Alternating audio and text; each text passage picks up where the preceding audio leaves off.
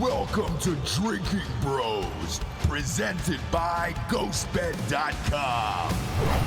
Welcome to Drinkin' Bros, kids. I love these Friday afternoon shows that we pre-record for Sunday nights because they're fucking weird. A bunch of weird shit gets dumped at the end of the week, press-wise and media-wise, and they do it on purpose. So hopefully you won't read it or you won't see it. Like today's story, this fucking Gretchen Whitmer thing, man. I want to go on record and say you called this. Mm-hmm. You called this a long time ago when this very first started. I don't know how you knew the info or how you got it. I'm assuming you had friends on the inside who were like, this is fucking bullshit. But if you haven't heard, 2 men were acquitted in the alleged plot to kidnap Michigan Governor Gretchen Whitmer, and the jury was deadlocked on the other 2. So all 4 are free. They're out into the streets, living their best life. Bob, pull up a picture of their mug shots. When I saw their mug shots even, I was like, these guys are guilty. These guys probably did it. They probably decided to stuff a governor in the trunk. And, well, Dan was correct. I was not. They are free men. There we go. Pop those up on screen. Look at that. The guy in the top middle, too, that's a guy who's seen a lot in this life and looked like he's had enough.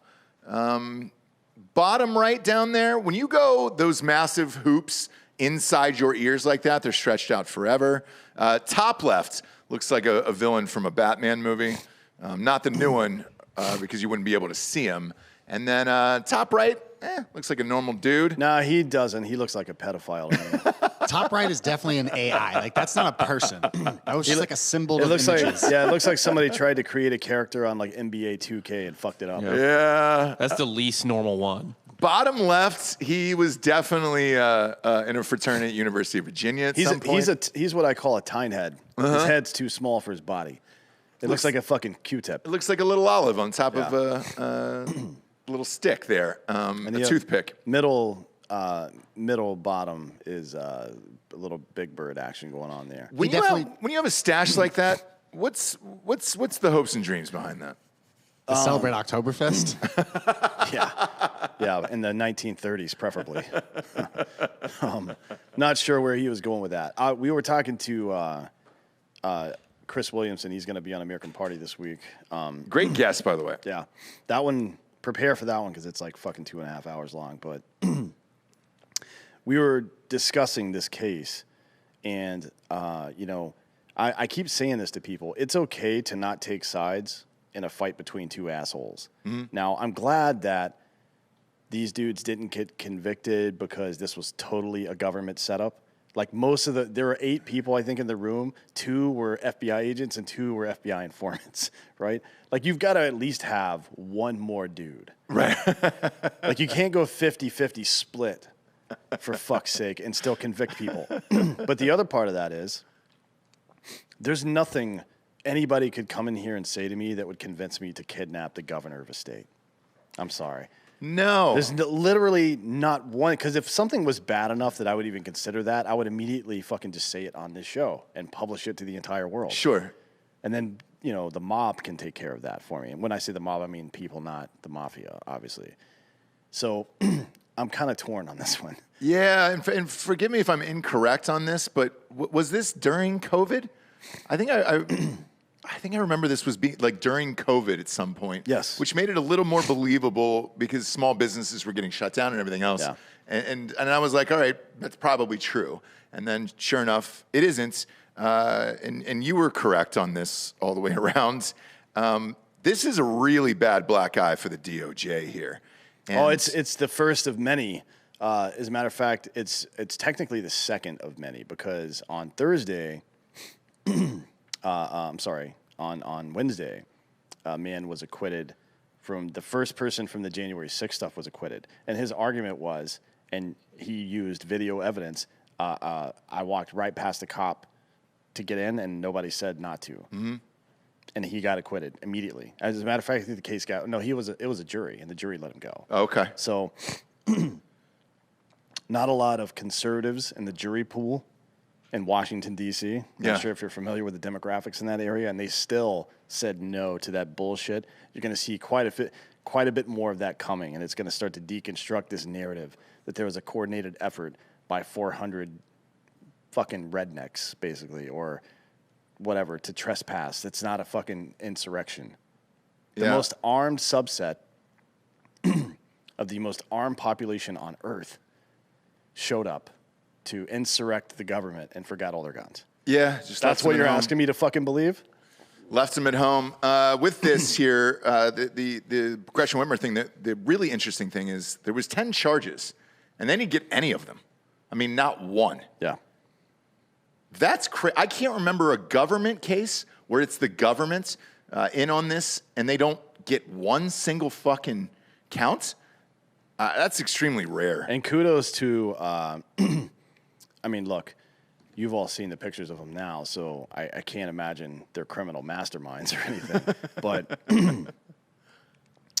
kudos to them for actually not. I am 100% positive that the government tried to leverage whatever it could against them for them to take a plea deal. Mm-hmm. And at least so they could call it a conviction and say, look, they did that. Conservatives did that. Trump told them to do it, and he did it, or whatever, right? Whatever stupid narrative.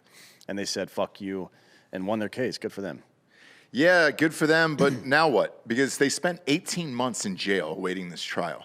Right. What happens to you after that? Because, you know, typically in most households, men are providing for the family, right? These guys were unable to. These charges were bullshit. Yeah. Could they sue the government over this? And is that a possibility? I actually don't know about that. I don't either. I mean, I guess they're going to go back to their water treatment facility jobs. Sure. It's Michigan. Right? Yeah. You can't. Michigan has. Let me pull up a map right here, so I'm not talking out of school. Michigan. You think they work at Flint? No. But Michigan has contact, yes, with 3 Great Lakes, and they still can't find clean drinking water. No, they can't do it. What the fuck, man? Can't do it, dude. There's the. If you include the Upper Peninsula, it's actually 4. Lake Superior, Michigan, Huron, and Erie all touch Michigan, and inappropriately sometimes. Yeah. And they still can't find clean drinking water. Michigan's got it all together. They've got it all together. I'm looking at the rest of this case here. So there were 6 total. These 4 got off. 2 of them pled guilty. Got off, you mean they came? Or? Yeah, they came all over the place. Fucking ropes everywhere. Yeah. But the 2 others who were not pictured, no, actually they were pictured in that. They're brothers, Garbin and Caleb Franks. Garbin? That's a weird name. Hold on, let me. Come on, Michigan. Garbin. Oh, yeah. So Garbin Franks, dude, and Caleb Franks. A garbin is a garage or cabin, a garage with living space above it. Yeah. So it's like a garage loft. The kid must have looked like a loft coming out of the Hey, vagina. garage, get your ass in here. By the way, Flint is 45 minutes from a Great Lake, and they still can't get good drinking water. Not a prayer. Not a prayer. Jesus so these guys flipped. They pled guilty, and then they testified for the government, and they still couldn't get these fucking guys. Yeah. So the Frank brothers are probably still in the pokey, and then these 4 are No, out. you get out based on your cooperation, not on the result of the not on a conviction. Gotcha. So they're probably still fine. Okay. So I didn't know how that worked as far as, you know, once you plead, what happens there. But Garbin and his brother made the wrong move here. Or maybe the right move. Maybe they didn't want to spend the 18 months in jail, and they were like, yo, fuck this. I want out of here. If I had to guess at one of those guys from the picture, Garbin would have been the middle one at the bottom row. Can you pop that picture up one more time, Bob? I would have said, Wait, yeah. let's all guess. Dan, Yeah, what let's do you guess think? names here.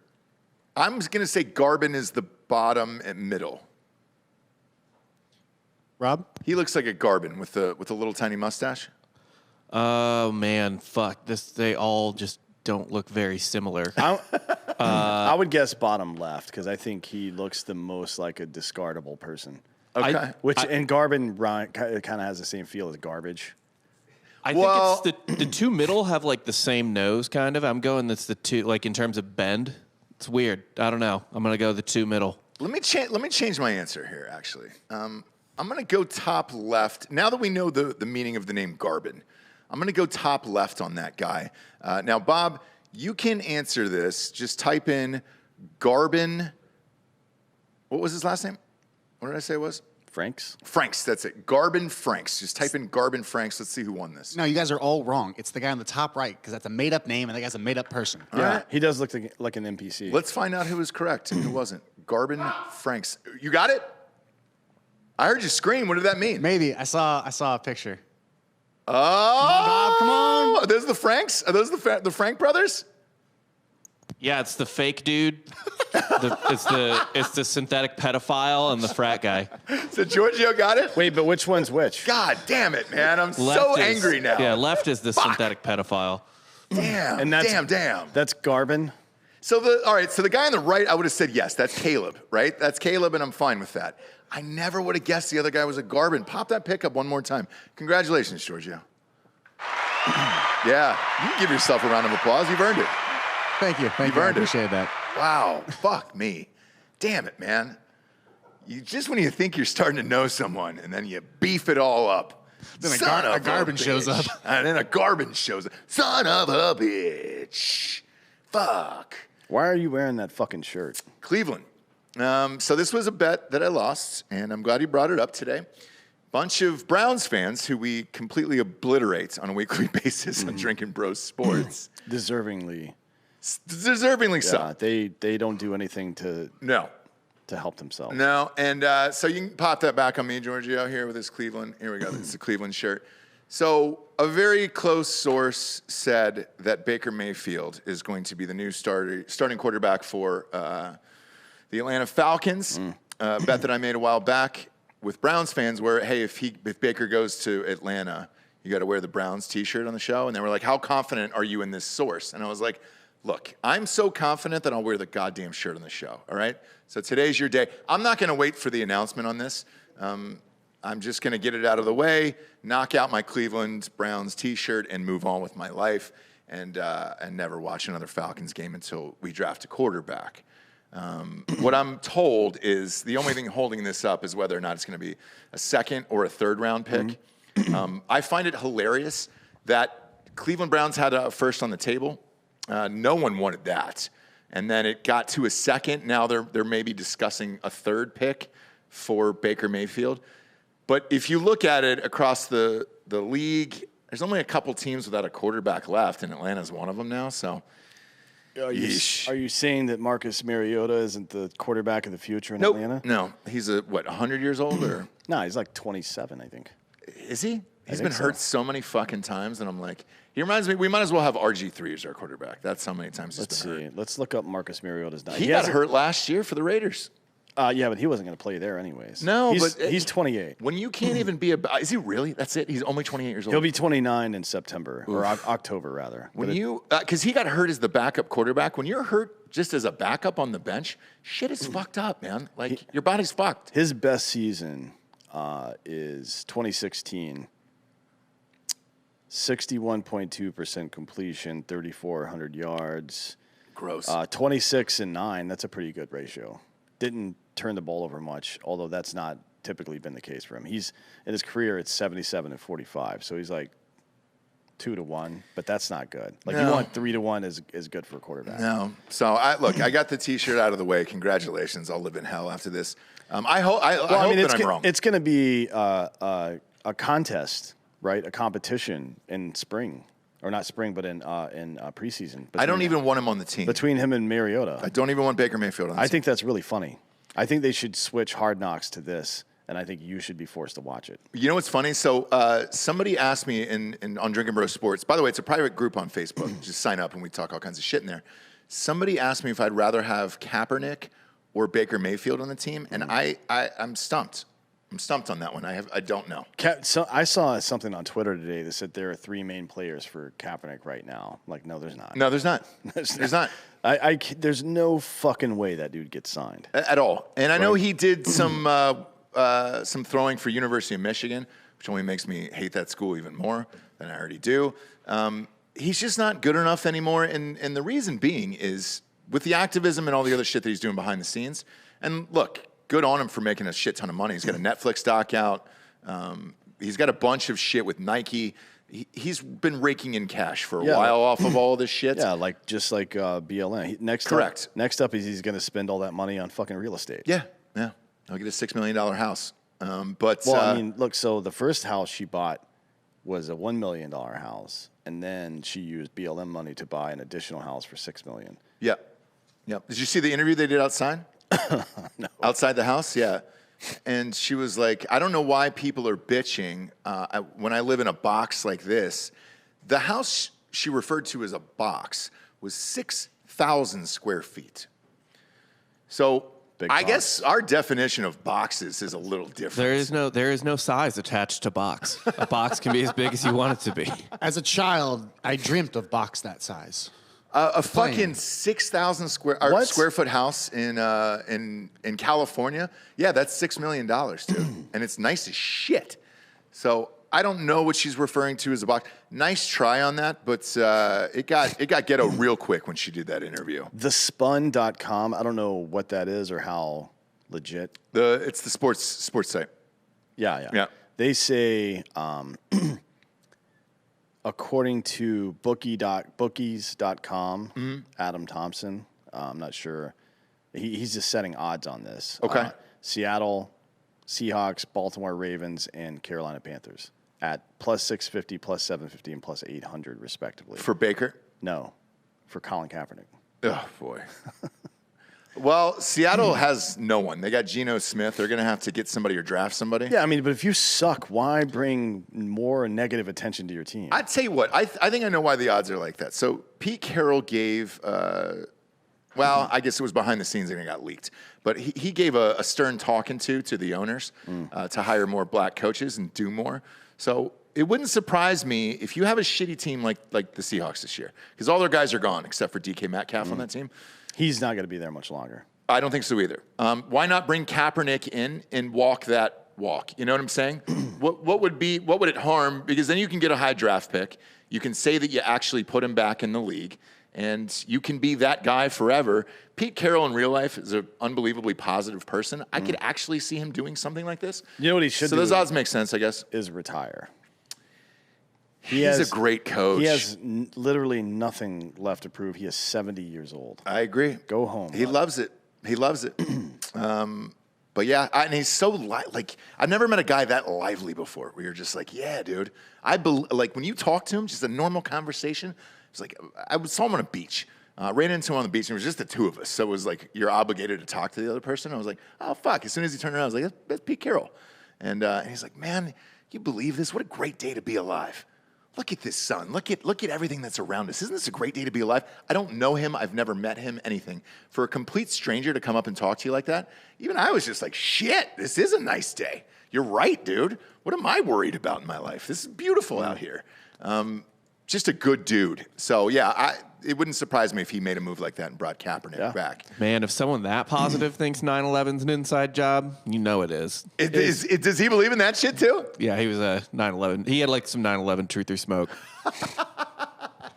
But I mean, if he's that positive about everything else, maybe he knows something we don't know. Yeah, maybe he knows 9/11. He doesn't just go negative for fun. Like, he's not a cynic. I know. That's great. That's great. You know who does go negative for fun? That is Jada Pinkett Smith. If you hadn't heard, the ban just came in for Will Smith from the Oscars. He got 10 years. Look, Dan and I are tired of talking about this story as much as you're probably sick of hearing about it. However, Dan found this video that is unbelievably crazy and creepy at the same time of the two of them. And I actually genuinely feel bad for Will Smith. I don't know when it was recorded, but it was posted to Jada Smith's Instagram recently. Can you play this video, Bob? Do you have it? It's on my Twitter. If you just go look at my Twitter. Yeah, go to Dan's Twitter. Are you just at Dan Holloway on Twitter? Yeah. Go to his Twitter. I had not seen this, and usually I get to see all this shit, but I had not seen this, and my God, man, this looks like a guy who is just trapped.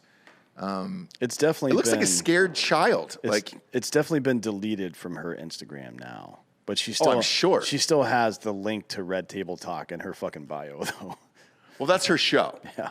So her show does actually very, very well. But it's strange. Like, she makes the family go and sit on that show and talk about shit they don't want to talk about either. And because my wife listens to it, she says when Will and the family are not on the show, she just bashes him religiously on that fucking thing. So I don't know. Where is it at, Dan? Bob needs a little help here. Yeah, it's go to my tweets and replies. It's in there, and you'll see it. It's just it's Will Smith, not that one. Did it get deleted from here? No, it's right there. there. It is. Okay. Yeah, blow it up. Blow it up full and pull this screen. up full screen. We'll play it for the audio listeners. We'll play this audio so you can hear it. This is Will Smith and Jada Pinkett Smith. Go ahead, Bob. So, Will, you know Esther Perel is coming to the table. She's going to be at the red table. Would you say she has been instrumental in you and I redefining our relationship? I would say don't just start filming me without asking me Oh, my goodness. if you could film me. Esther, come help us again, please. I'm still dealing with foolishness. Because she don't just. Would you say that she helped us heal the hurts that we caused between one another? My social media presence is my bread and butter, okay? So you can't just use me for social media and not, don't just start rolling. I'm standing in my house. Don't just start rolling. Please watch us stare at the red table because she's helped us a lot. Can't you tell? So, Will, All right. you know Cut it, Bob. Now, Perel is coming. that's fucking brutal. Yeah, and for the audio listeners who can't see this video, it looks like he's on the verge of tears. Yeah. On top of it. It's the same composure and expression he had at the red table when she was telling him she was fucking everybody else. Yes. He looks exactly the same there. It's fucking weird. It's hard to watch, honestly. It's really hard to watch. And there's been some other stories that have slowly been leaking out. I didn't read his book. However, it's number one on Audible right now because people are trying to figure this out and look for clues. There was something in his book where he said, I'm not used to this type of open relationship that Jada is and her family is and her upbringing. But I'm getting used to it. It's something I had to get used to and deal with. And it's like, no, dude, you actually don't. Like, you can get the fuck out of there. It looks like a guy who's fucking trapped in his own goddamn marriage. Yeah, hold on. Let me make sure I'm understanding what I just saw. She's just shooting a promo from a podcast that happened a year ago promoting this lady who helped their relationship. Who's coming back on the show now. Yeah. Right. Yeah. And so when Will doesn't want to comply, she just basically turns it into, I'm going to send this to this lady because you haven't healed or learned anything. And she posted it to her Instagram account Yeah, that like has trolling 12 him. million fucking followers. Yeah. And it's like Will Smith's Instagram. How many does he have, Bob? Probably 30. I would probably say He spent 50 a or lot of 60. money on that too. Like flying, like the specific people he hired, I knew that used to work for Skrillex were like his people. When he was like on top of buildings doing dances, those inflatable videos where his head. Oh exploded like a yeah. balloon. Yes, Like, yes. I remember those. Those were big budgets. Yeah, he came across and like really took social media seriously. Yeah. And then- 63.8 million. God damn it, man. 63.8 million followers. And to use this shit, like, That video is from 2019, by the way. So it was around, I think it was right after that fucking Red Table video came out or something like that. oh yeah. Ah, God damn it, man. This video specifically was from a couple years ago. You said. Yeah, this is for from 2019. I guess it had circulated on Reddit before, but it just somebody else.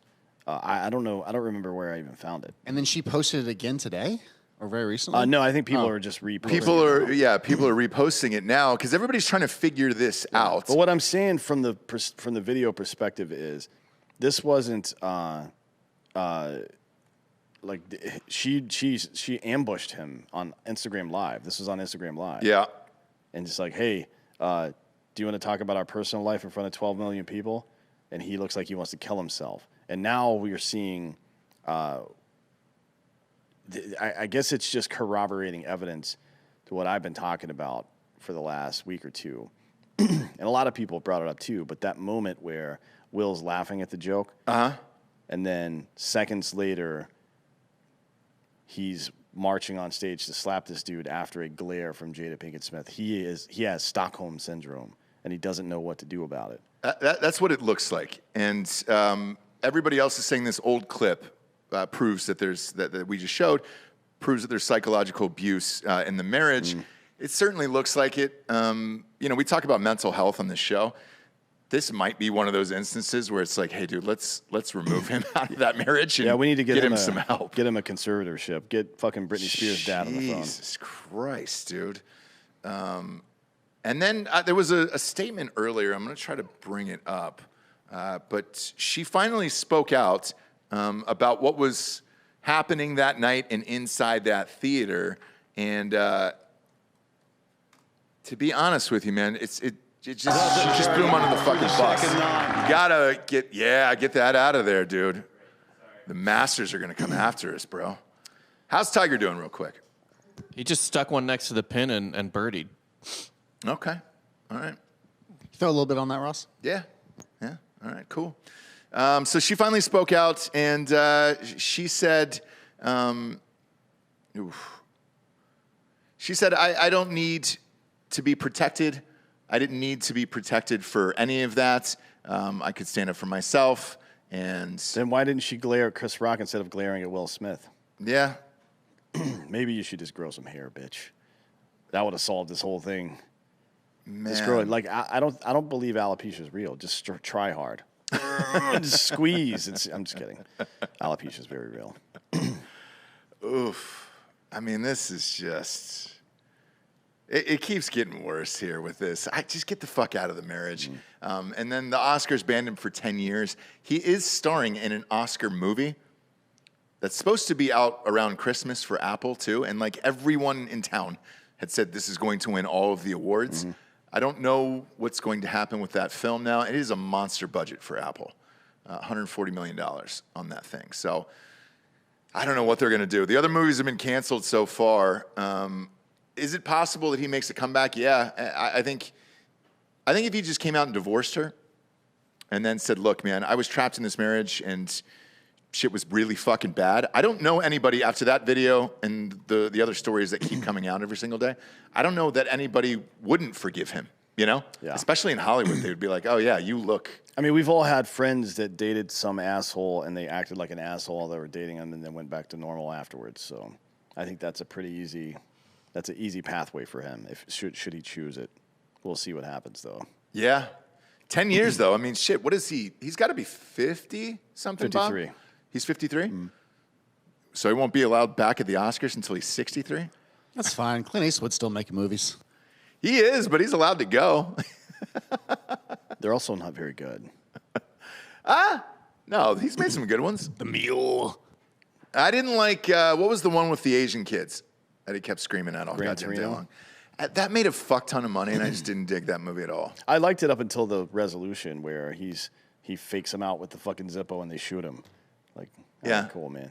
Like, I wanted to see Clint Eastwood go in and murder all of these people. I wanted to see him take the kids to Benihana's and kind of do a mentorship where they get behind the grill. And that would be very racist. Modern Family. Where Al Bundy's character on Modern Family is constantly trying to be socially aware, but he fucks it up every time, and it just makes him look even more racist. It's super funny. That show is actually really... I don't think you could start that show today because they lean into these like minor social faux pas that appear racist, right? A lot. Oh yeah.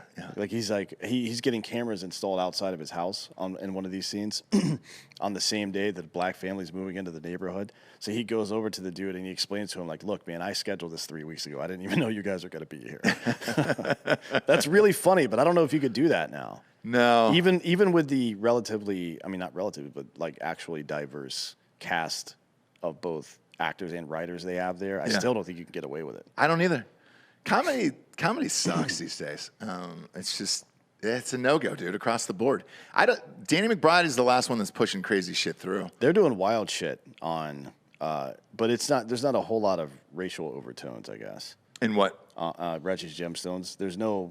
No. Are there even any black people on that show? Yeah, Eric Andre's on it, and that was the other example of he's still doing fucking wild shit. Oh on yeah, Adult Swim. in season 2, yeah, yeah. And Eric Andre doesn't give a shit. no, he gives zero fucks. But have you watched his show on Adult Swim? I've seen clips and stuff, but Beautiful I've never watched the fucking whole one. chaos. It's still amazing. And they let him do literally whatever the fuck he wants. I'm surprised he's not dead. Bird up, Ross. Because some of those things that some of those pranks he's doing, like out in the streets. Wasn't Someone at he? this ranch? Wasn't he bro. at? Wasn't he at January 6th protesting or something? Or it was one of the major conservative protests, and he It was there. a rally, and then he got walked off stage. A Trump rally. Yeah. Oh, really? Yeah. That's funny. That's He funny. was just trying to cover it and interview people. He's got like a prank movie out on Netflix that's pretty decent. Well, he's in the new Jackass too. Yeah. He's in the new Jackass a lot. I still haven't seen that. Oh, and he's also in Practical Jokers this year. Oh, really? He's replacing Joe. They're kind of just mixing in different celebrities for it, but yeah, they're trying to figure it out. I guess the ratings are still Doesn't good. that defeat the whole purpose of the show? I know. I look. The train moves, and either you want that money or you don't want the money. You can leave the money on the train, or you can take it. It's your call, Giorgio, and they're taking it. People got families to feed, dog. Respect. Yeah, you need that third pool.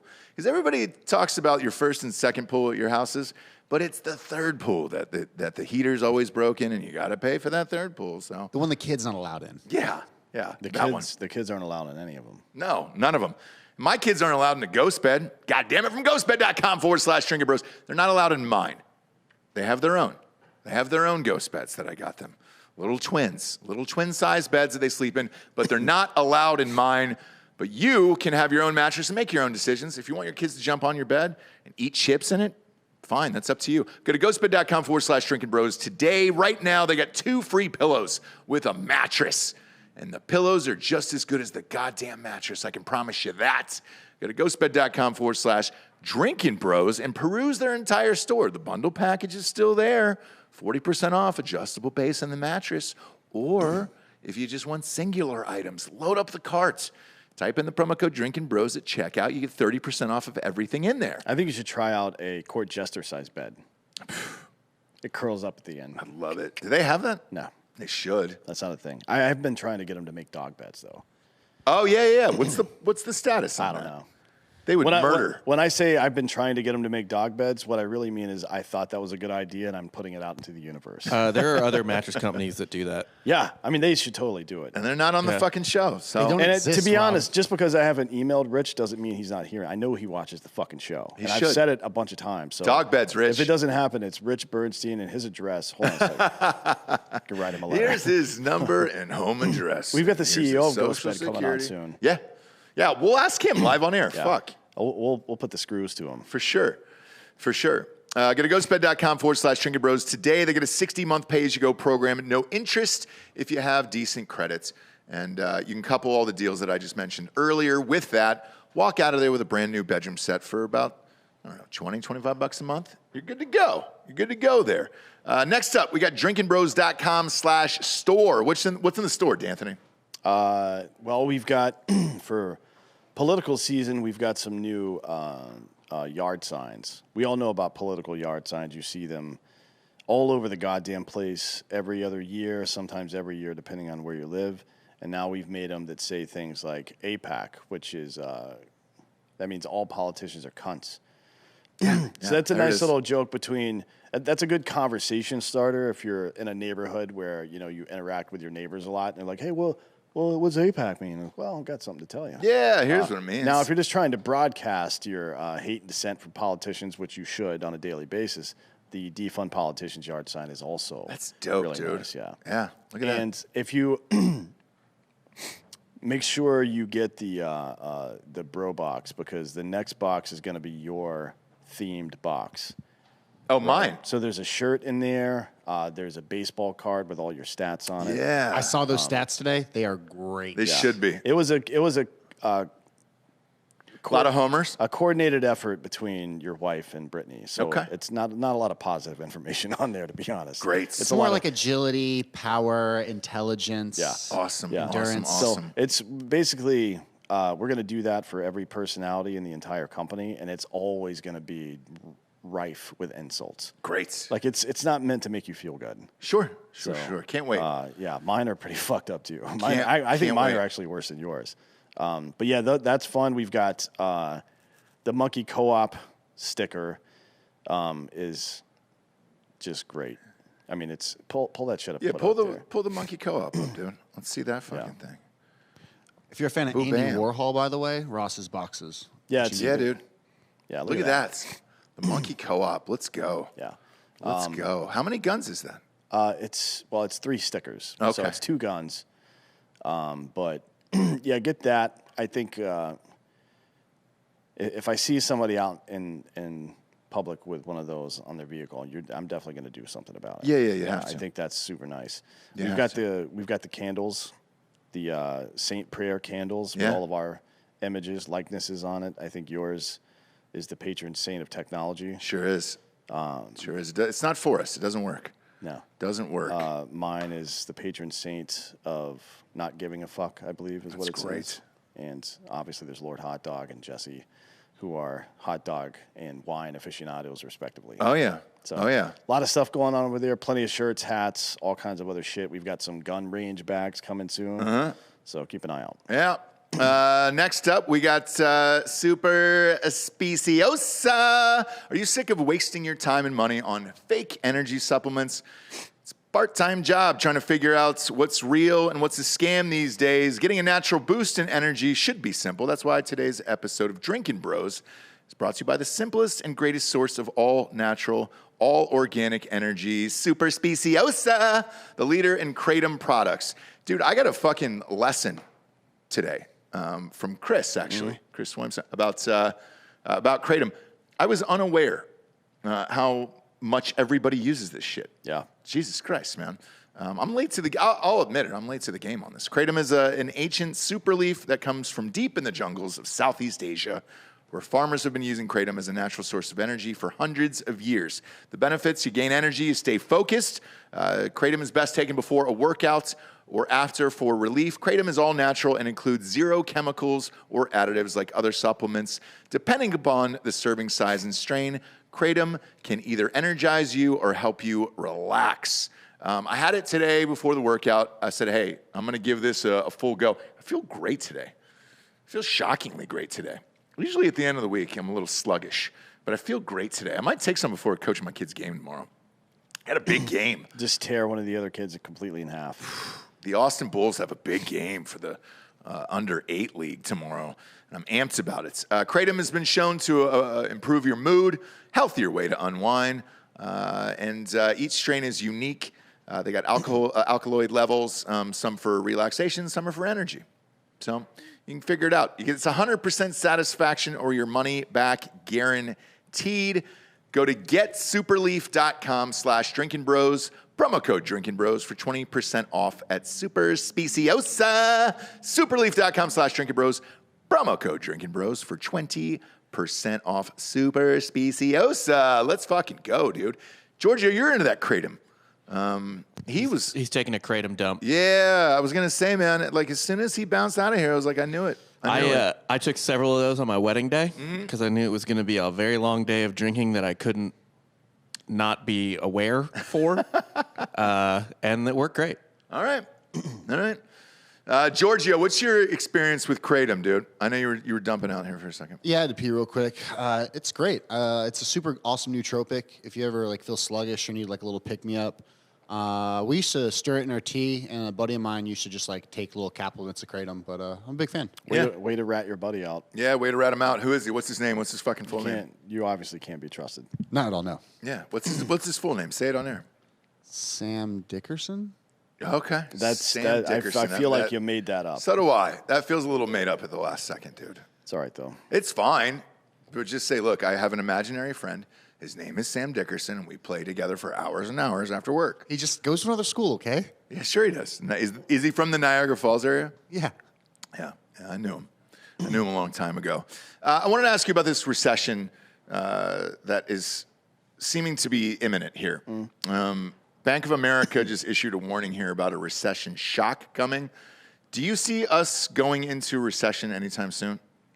Well, yeah. that's the sort of thing that happens when you print $8 trillion in 24 months, right? We're seeing record inflation right now, and Food prices are at a record right now. yeah, like they've tried to mask it for the last 25 years or so, like by changing the definition of what unemployment means. Unemployment used to mean unemployed, and now it means somebody who's unemployed plus actively filing paperwork for unemployment insurance and to try to find a job. Now they split those into two groups, people that are still doing that and then people who have left the job market entirely, right? Same thing with inflation, right? So they changed the goods that are used for CPI, Consumer Price Index. You take things that have runaway inflation for whatever reason attached to them, like commodities that you would put in your basket. You remove those and you replace them with things that are, of lesser value or more that have less drastic shifts in price, so inflation doesn't seem to move that much. And the reason they do that is because people vote based on that primarily more than any other thing, based on the what's called the misery index. So it's like OPS in baseball. You add inflation plus unemployment rate, and that's your misery index. And typically when it's like under 8 or 9, people are pretty happy. When it goes over that, you're fucked. Right. And even with all the manipulation, this administration is still way over that. They're at like 11.5, even with the manipulation. So really, it's probably like 16 or 17. So yeah, they're fucked. And yeah, we're fucked. We're definitely going to see. I mean, one of the things you can do to battle a recession is spend more money, right? Like it's bad when consumer confidence goes down and people's response to like an emergent recession, which is, I think technically a recession is 3 consecutive quarters of shrinking GDP. I think so, and I believe we're on 2, right? Yeah. Yeah. So the thing that you would normally do, and this is kind of a famous statement from FDR, when there's a recession, and it's one of the ways he helped get us out of the fucking Great Depression, actually, when people are out of work, you pay them to dig a hole, and then you pay them to fill it back up, right? Yeah. Now, we've taken the work part out of that, and we just send people checks to their houses so they can sit in their underwear and fucking do Zoom calls and shit. But that only works if you haven't already been doing that for a long time. We've been doing that for 2 fucking years now. Yeah. 24 months.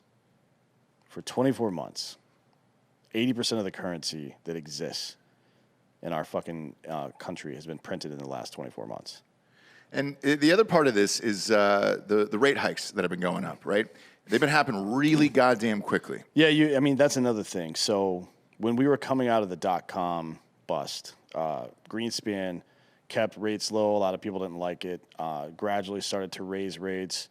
And then the Bush tax cuts allegedly helped a lot of folks. Now it helped a lot of rich folks a lot more, but it did have some effect on the economy. But yeah, you can't, again, these are breaking case of emergency strategies, not like, hey, let's just fucking do this strategies. Yeah. And we use them all willy-nilly, and now it's time to fucking use them for real, and they're not going to work. So we're definitely going to see a recession in some form, right? Oh, yeah, 100%. Look, we've been looking for a new house because we got a new baby on the way, so we need an extra room in the house.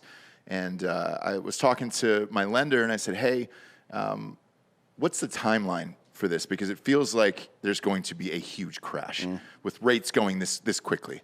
Because this is the fastest they've escalated in years at this point. And he goes, look, my best guess is like, I think you have until probably July to buy something to get, just a remotely decent rate, because you're looking at above, he says by the fall, he thinks it'll go above 6%. Yeah, I think so too. And that'll be... I mean, it's at 5 right now. Yeah, correct. So. And I mean, I remember in 08, because I was trying to buy a house in 08 in LA, the rates were up to 6.5, I believe, and it was right before that crash. And everybody was like, oh, it's fine. Who cares? You can just get an ARM loan, that just goes up every 4 years and fuck off. And you're like, well, that's super dangerous. And that's obviously how all those people lost their houses and California. It feels like we're heading towards a recession and a market crash, not only housing, but stocks as well. Yeah. And I don't know how to stop this. Like, what more can you do? When you print all this money, like you were saying, and then you raise the rates like this, and food is at a record, gas is at a record, all this other shit. Austerity is the solution. Like when all that other stuff doesn't work, when you're not able to pump more money in to a receding economy, then austerity is the only real solution. Austerity means we stop paying for things. The government stops providing services that it was providing before. Now, that can be a lot of things. You know what I mean? It could be dividends on like health savings accounts. It could be a lot of stuff. But the first thing that it should be is to stop sending our fucking money to foreign governments. Right? That's a really easy thing to not do. Mm-hmm. I not doing something is pretty much the easiest thing you can do. I don't do things all the time. Right? Yeah, I haven't sent $1.7 billion to Ukraine anytime recently. Just by not, all I did was not do it. And if we don't start doing shit like that, if we don't stop intentionally hemorrhaging money like that, then it's like that. There's no way to stop it. It's a runaway train. What made me kind of dig into this a little more today was I saw some comments by AOC actually that it was going to be a bloodbath in November. And that's the first time she said something like that. She was like, look, if we don't make drastic changes on this side, we're all fucked come November. And it was surprising to hear from her. She's not talking about the changes you think she's talking about. Like, she wants like full on green energy. Right. She's like, we're not hard enough left. Right. Yeah. But here's what she's saying is, in regards to high gas prices and all that shit, we should have electric cars and all that other bullshit. I think with her saying that, to me, the party is so fractured now because of those comments where that is too far left, everything else is too moderate, and they don't have a united party on that side, and that's not good for the economy. It's certainly not going to be good for their election coming up here in November, and it's going to be bad, man. I'm just hoping to kind of just get out of this right before it all fucking crashes and burns. Yeah. Because if the economy starts tanking by the fall, right before the November midterms, it's going to be even worse. Because then most people just vote with their wallet. Most people. Yeah. I still can't explain the Biden-Trump thing in a million years, and I'll never be able to explain that because that had nothing to do with people's wallets. But the other part that came up yesterday was that Biden was going to allow the student loans to go until August. He's like, we'll push that. You don't have to pay your loans until August. I don't have one. Shout out to Jerry and Diane for that shit. But fuck, man. If I did, Jesus Christ, man, you could just... And she wants it canceled altogether. And was like, well, where's that money going to go? Well, there's no such... You don't cancel debt, right? That money's already been spent. Right. It's not canceling debt. That's not how that works. A lender gave somebody money and they spent it on a service. And now that money's gone. Mm-hmm. So by canceling debt, I just want to be really clear about this. By canceling debt, what they mean is that American taxpayers are going to pay the banks back for predatory loans they gave to children. And a product that was not up to par that the government thought they were offering. They were giving us this money to then buy this service, but the service wasn't what we thought we were receiving by any Correct. means. Now, everyone shut the fuck up and let me get my white bailout. No. That's right. This is TARP 2.0. That's what it is, right? And it's not about the individual whose debt is going to be relieved. It's about the banks who should never receive any of this money because they fucked everybody over, and the universities who should be forced to pay back a great deal of it, right? Because they fucking tricked people, I guess, into using their services. Like, there's been a number of for-profit colleges that have had to pay back all of their fucking money, right? All the money that they made. I don't see any difference here or why that shouldn't be the case. But if the solution in your mind is to pay the banks back for these loans, right?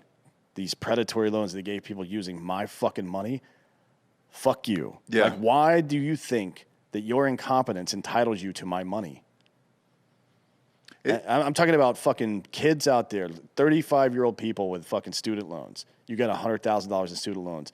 Why do you think that you being a fucking idiot entitles you to my fucking money. It's also just like most of these loan situations, they're not people who went to state school, the ones who are really buried. Yeah, it's mostly attorneys and doctors and shit. Well, that's fine. We talked about this the other day. Like, that to me is fine because those are high-paying jobs. I disagree. I think state schools, you're still coming out 50 plus with a lot of these people. That's with no way degree. more manageable. The ones who like bitch loudly about it, though, they're like they're the private art schools, or like not even private liberal art schools. I should 100, say. 200 plus. Right? Yeah.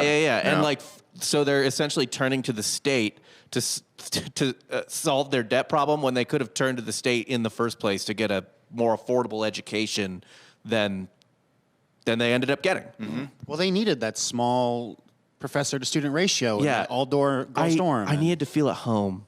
Right?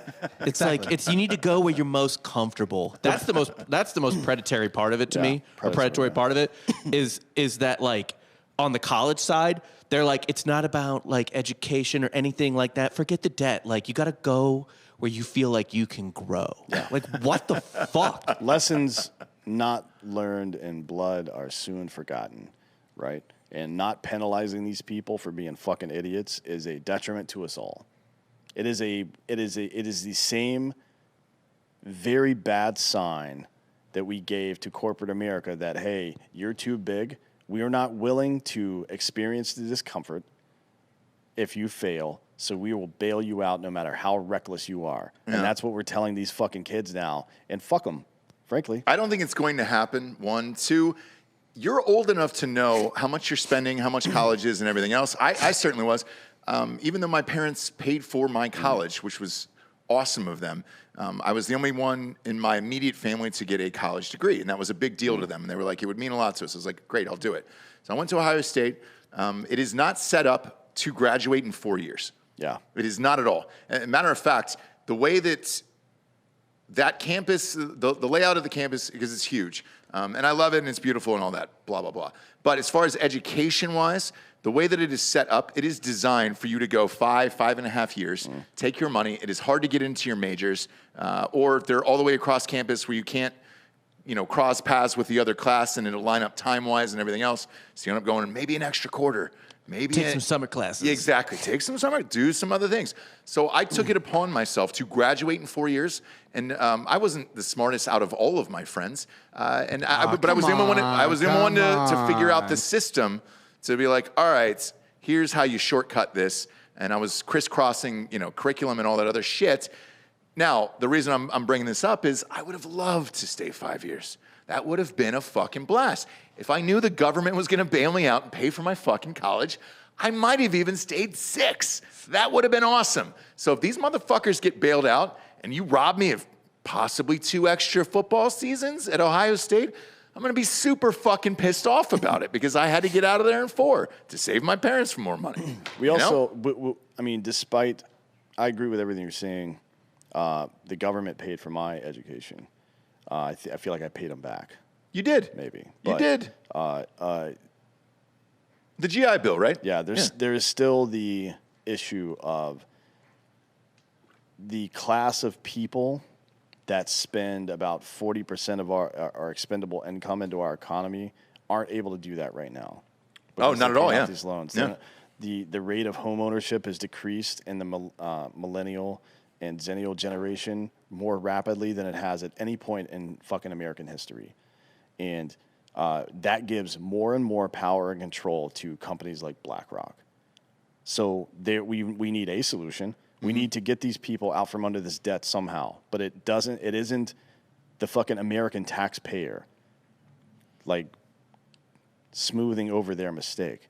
Like there has to be some kind of service to the community or something that you do to earn that money back. You don't just get it for fucking free, right? But it does need to go away. We need to figure something out. Now, the government doesn't have the balls to go after the banks because those are the people that get them elected. Oh, yeah. So the chances are high that what you said before is true. Nothing will get done here, and we'll just continue on this slide down into nonsense. You can see it, right? I think in 2008, when this was about to happen or whatever, I couldn't really see it. This one I can see. Michael Burry could see it, so maybe you just got to dig one of your eyeballs out of your head. Well, did he predict this? Has he said anything about this? Because these stories keep popping up now, and they're starting to land in like the AP news, where it's the most basic worldwide news service, and you're like, oh shit, maybe we should pay attention. This isn't like CNN anymore. What did he say, Bob? Michael Burry, is he talked about this? Looking at the most recent news is he said Elon Musk's Twitter buy is good for America. It is. I agree with that, actually. I'll have to dig a little deeper. I'm just on the Google News section to see what he's come up saying, because they go to him every couple of months and are just like, hey, what's going on? Yeah, and the bad news is the terrifying thing about him is that his big investment now is fresh water. Fresh water? Yeah. Well, Dan talked about it earlier. I guess if states can't figure it out and they got fucking 90 lakes around it, might not be a bad play. So the other day Michael Burry tweeted, welcome to 1977 says hello. The people believe that this refers to what's the stagflation in 1977, which created that it fucked the stock market over. So the Dow Jones Industrial Average collapsed 17.2%, and the S&P went down 20% before bottoming out entirely. It's not a good time. Remember the gas shortages and all that shit under Carter? Yeah, he's pretty good at figuring out downward trends because he hedges against it and makes a lot of money doing so. Yeah. Right. The reason he's buying water is because he believes there's going to be water shortages in the future. And if you're an investor that lives in California, you're fucking right. Yeah. You know what I mean? Because all of their water comes from Colorado. Literally all. There's no clean drinking water in fucking California. Like there's some up in Northern California and shit, but not enough. And during the pandemic, because you and I were out there for part of it, all the shelves were empty of water. It was hard to get fucking water out there. The other thing, since you brought up BlackRock, I wish we could know what their true holdings were as far as real estate goes, because it seems to me that they're rooting for a recession and a housing crash, so that all these people will be forced to rent these houses from them. I mean, if you're equity is really, really valuable in periods of inflation, right? Because currency, regardless of what happens to no matter how much the dollar gets devalued, my product is still worth a lot in that monetary system, and it's still worth a lot in any other monetary system because it is a product that people want or need. Housing seems like a product that people might need. And BlackRock, the more assets they accrue when it comes to, especially to housing, and the more tenuous the housing market becomes, and the more rapid inflation grows, the more their properties are worth. So yes, that's exactly what they want. Yeah. Just from a capitalist standpoint, they want people to need to rent, right? And there to be nobody else to rent from but them, and that the value of their rent is maximized. Those are the three things that they want. Who controls BlackRock? Who owns the BlackRock? Yeah, but who is it? Like the people? Yeah, do you know any of the people that actually are on that board or the owners of it? Larry Fink is the CEO. Yeah. Badr M. al-Assad, who is a member of the Saudi royal family, is on that board. Perfect. The former senior vice president of General Electric is on that company. Or is on that board. The former dean of international studies at Johns Hopkins Medical on that board. So you have somebody from medicine, the former CEO of Estee oil. Lauder. General Atlantic, Land O'Lakes, the butter company. Oh, yeah. A bunch of equity people, banking people, Black Ivy Group. So you just named everything that would shut down a country, that you would need if a country shut down. Food. The chairman and CEO of oil. Of Verizon. Wow, really? Cisco, chairman, CEO. Yep.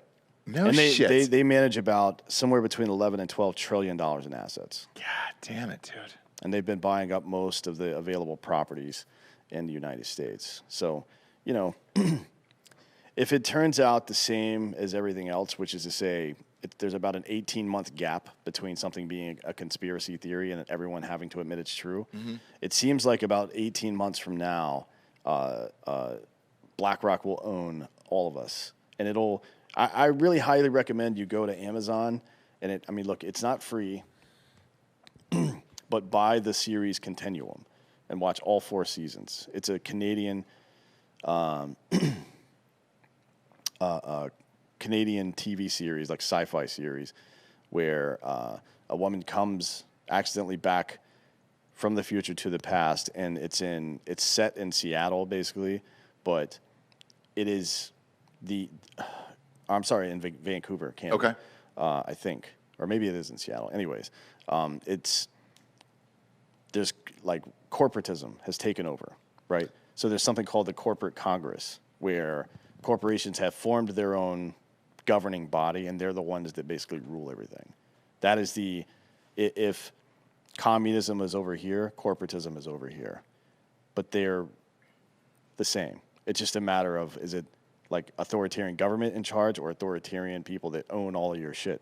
It's either the state owns your shit or corporations own your shit, right? And that's why they want you to believe that you'll own nothing and be happy. Fun fact about BlackRock. Yeah. In 2020, they became the first company ever allowed, first asset management company ever allowed to operate in China, and they are currently the second largest single shareholder in Ping An Insurance, which is a massive Chinese conglomerate. Great. All of that sounds positive. You got somebody from Saudi Arabia and then China. We're good, dude. I'm sure everything's gonna be fine. Yeah, and we're all fucked. It's why I don't. I had on American Party last week. I had Brandon Tatum, Officer Tatum, former officer. We kind of went back and forth on the role of police and stuff like that, and he says he thinks police are just getting caught in the middle. Fuck that. Your job is to protect and serve the fucking community and not the state, bitch. And I don't give a fuck about your excuses. Oh, it's hard. I might lose my job. All right, cool. Like, that's your fucking job. At no point in my military career did I not do the right thing because I was afraid it might make me lose my fucking job. And if you're thinking like that, put the gun and badge down and walk the fuck home, bitch.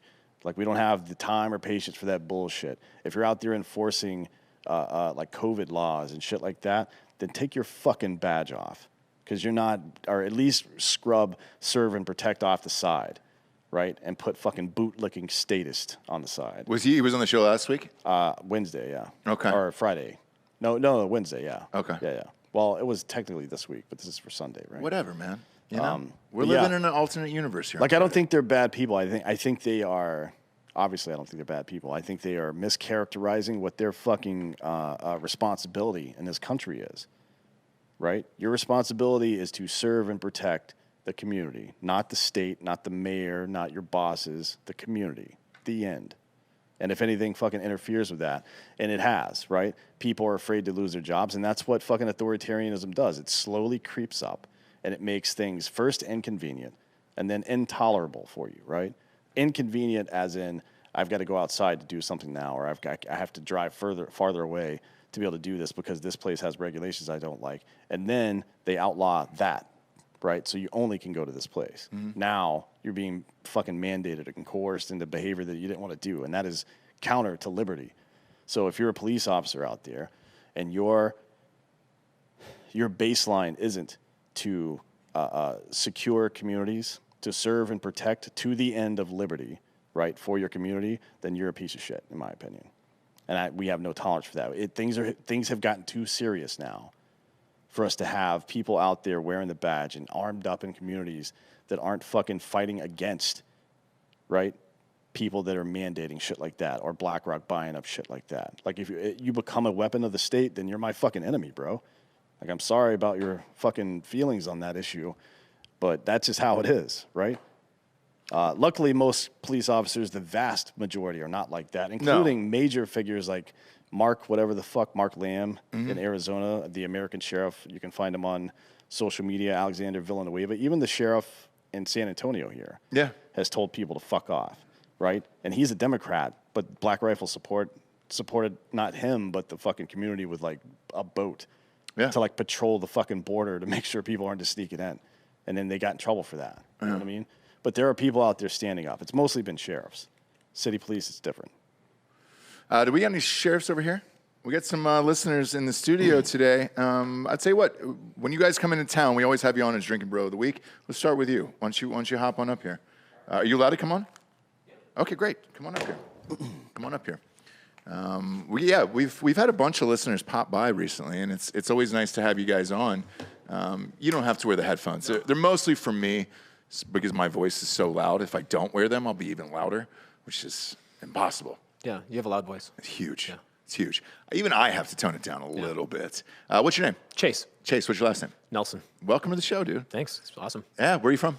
I live in Boise right now. Oh, Boise. Yeah. Nice. Moved there from San Jose a couple years ago. Smurf turf. You go to the games up there? Not yet. Okay. This fall. I didn't go this fall. I can't remember if they were what the situation was as far as COVID stuff. Oh, We're pretty good around there, but downtown Boise is a little.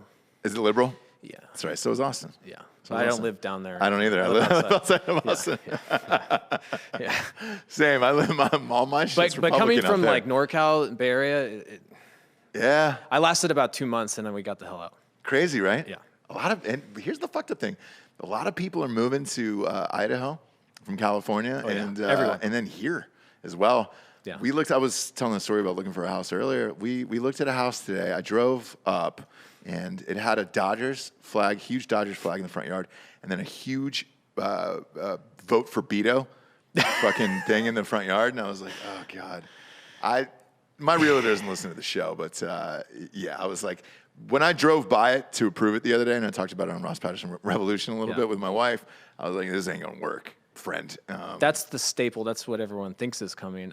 In Boise, it's not the stereotype. It doesn't seem. Everyone seems pretty conservative, Okay, which is refreshing. that's good. It's good, yeah. They're worried, and they should be. Yeah, But they're coming, dude. They're coming. know. It's beautiful there. I keep like a mental tally of everyone I meet because there's a lot of us. Yeah. But we're like refugees, you know. And it's because it is beautiful. And I mean, look, so is California. That's the fucked up thing. Yeah, I grew up there, California is one man. of the most beautiful states there is. They've just ruined it with policies.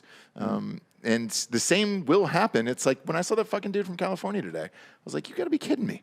You came all the way here and then are immediately like, yeah, vote for Beto, man. Because your state was fucked up. Like, I don't understand. Look, you know the rules. Who would you like to give the Drinkin' Bro of the Week to? Who has inspires you, helped you become the person you are today? I had a buddy from high school, which is a while. I just turned 37 yesterday. Oh, congratulations. So this is a while ago, thank you. And his name's Jeff Whitell. We about a year after high school, we both joined the military. So I joined the Marine Corps, and then he joined the 101st Airborne. Okay. And it's kind of a sad story. You spend like a year kind of training up. We didn't see each other for a while. I think the last time I saw him was like a Memorial Day, right? And then I was training in June. I got a phone call from my parents. I was out in the field, and it was just really weird. He was out like running with his platoon, and he just kind of fell over and died. What was the cause of death? Do you mind me asking? Undetermined. Really? At the time, yeah. It was. How old was he? I don't think I wasn't 20. We were the same age, so we weren't even 21 yet. I think probably 20. Fuck, dude. Yeah, really sad. He was, I think his grandfather or someone was in the 101st, so it was like kind of his, childhood dream. Sure. Going there. And so he hadn't deployed yet. I was getting ready for a deployment. Really sad memorial, but awesome dude, like a real drinking bro. He gave me my first beer. I hated it, so then he gave me a screwdriver in Pismo Beach, and Yeah. then I was walking into someone else's trailer in 10, and That's how it starts. but yeah, That's how it starts. super good dude, really good, like honest to God drinking bro. He would have been all about this. That's awesome. Miss him. I think about him every day. That's great. But yeah, Well, dude, thanks for coming by. yeah, this is awesome. Is any of it what you expected? Yes and no. I guess. Yeah. It Everybody who comes in here, it's it like, makes Jesus sense. Christ. I guess. Is Yeah. that- Okay, that's a good explanation for sure. Yeah. What'd you think of the seltzer? Oh, yeah. So I'm like partway through the second one. I'm like almost glazed over. I don't drink a lot though. I stopped drinking a lot a while ago, and Yeah. so they're no joke. Yeah, no joke. Yeah. No joke. Delicious. Thanks, man. Yeah. Thanks. Good We worked stuff. hard on the flavor to hide the 8%. I had the so. strawberry one, it was good, and then I was working on the peach. The peach is really good. Yeah. It wouldn't be the worst thing to have a little habanero in there. I know. Well, we tested that flavor. Yeah. The distributor was like, hey, dude, only like 15% of the population drinks that. Spicy shit. what do they know? I get it. That's what I say. Yeah. I think on the next batch we'll throw that in there, and then we're working on a pina colada as well. Okay. So I'm down for both. That peach habanero was the fucking jam. We all loved it, and we got talked out of it. And they were right. Like you see it on the shelves. I don't see too many spicy products like that, as far as like drinking wise. Yeah. So maybe there is something to it, but we'll do a limited run for everybody for sure. Be good. For sure. Thanks for coming out, man. We'll have. Hey, you want to pop on in? Come on in. Are you allowed? We always have to ask if you're allowed over here, depending upon what job you do in this life, because most people that come through have like super secret jobs and they can't ever come on the show. They're like, no. Oh yeah, not me, bro. No. Not me. Put it about an inch from your face there. There you go. Okay, cool. What's your name? I'm Sammy. Sammy, welcome to the show, dude. Thanks for having me, man. How long you been listening? On and off for quite some time. Actually, Chase is the one who introduced me to you. No shit. Yeah, man. Way to go, Chase. Proud of you. Proud of you. You got the Black Rifle Coffee tea on, too. Did you go down there to Bernie, Texas? Yeah, I actually live there. Oh, no shit. Yeah, man. Dude, Bernie is beautiful, man. For sure. Love Bernie. Yeah. Not a big fan of San Antonio, but I love Bernie. You know, I've spent a lot of time in San Antonio. My kids play sports over there, so Yeah. I'm there all the time. But we go back home to Bernie, and it's beautiful. You kind of have to because Bernie hasn't popped yet as far as like, putting a Walmart in and all that other fun Right. shit where you're just like, all right, cool. But it's getting close. It's getting close, man. It's on the verge. I know. The locals don't like it, and I can understand. Yeah. Oh, well, you know what they like is the housing prices going up. for They sure. love that, but they hate everything else. Right. Because they're building a shit ton of neighborhoods out there. They're going to have to put more schools in. Yeah, we're part of that wave, man. We came in about a year and change ago. Yeah. Yeah. Yeah, first time I went down there, when Black Rifle moved down there, Matt was the first one to buy a house out there, out in Bernie. So I spent some time there. I was like, holy shit, dude, I didn't even know this existed. Yeah, I was telling my wife the other day, like, it feels like I'm in a Hallmark movie. Like, everyone's so damn nice. Like, Friendly, it's beautiful, Yeah. it's a great town. yeah, when I first got there, people were like, hey, how you doing? What's up? And I'm like, Yeah. yo, nice. I don't know you, man. People are like, hey, you want to come to our house? Come for a barbecue? I'm Yeah. like, no, dude, I don't. But that's just, I'm jaded, but I'm learning to assimilate to that. And it's like, it's beautiful, man. People are so kind. It's an adjustment. That's awesome. Yeah. Tell you what, is there anybody you want to give the Drinkin' Bro of the Week to on your Yeah, side? actually, the dude who just came up. Yeah. My boy Chase. Yeah. Hell yeah. Yeah. Absolutely love that dude, man. How'd you guys meet? Actually, at church. Really? We're both musicians. Okay. And I showed up at church one day, just kind of new, and this dude, me and him hit it off right away. We've been tight ever since. So That's awesome. yeah, that's my boy. One of the most positive, beautiful people I've ever met in my life, and I love you, bro. Hey, that's awesome, man. Yeah. Shit. Well, dude, we greatly appreciate you guys coming down, drinking some hard AF seltzers with us, getting rocked. Yeah, how many have you had? 2, and I'm buzzed, man. Yeah, I'm buzzed, bro. Chase it with some Jameson, shit. It's a common theme. Everybody's just like, yo, dude, what the Yeah, fuck? these are no joke, for reals. You can try them yourself at hardafseltzer.com. Jack Mandeville just walked into the building. How are you, Jack? Look at you. Come back and do a little curtsy behind the screen. We can do that on these Friday shows where it's just like, come back here. Come pop in behind our new friend here and just let him feel that magic right behind him. There it is. There it is. Let's go ahead and pop a single on Jack. Look at that. Single. That deserves a... There it is. Look at that, dude. And if you're lucky, he'll let you right on his stomach for tonight's show on the Friday Night Jack session on Patreon. Don't promise anything if you're not going to give it up. Oh, he'll do it. He'll do it. How's your handwriting? I'm lefty, so it's going to smear, but... That's fine. Yeah. What are you going with tonight, Jack? Come, baby? What title? Because you always think of a sweet title. Huh? Dealer's choice. Oh, Dealer's Choice. You're going to let him pick it tonight. All right. Okay. I'll leave it up to you. I'll think of something. Good. Yeah, think of something. Think of something. If you haven't seen the Friday Night Jack session on Patreon, you're missing out on this. Look at that. Beautiful. No sun on it. Beautiful, bright white belly there. Gorgeous. Gorgeous. My God, it's like looking at a full moon, Jack. I love it. For D'Anthony Holloway, I'm Ross Patterson. This is the Drinkin' Bros podcast. Fuck off, Jack. Good night, everyone.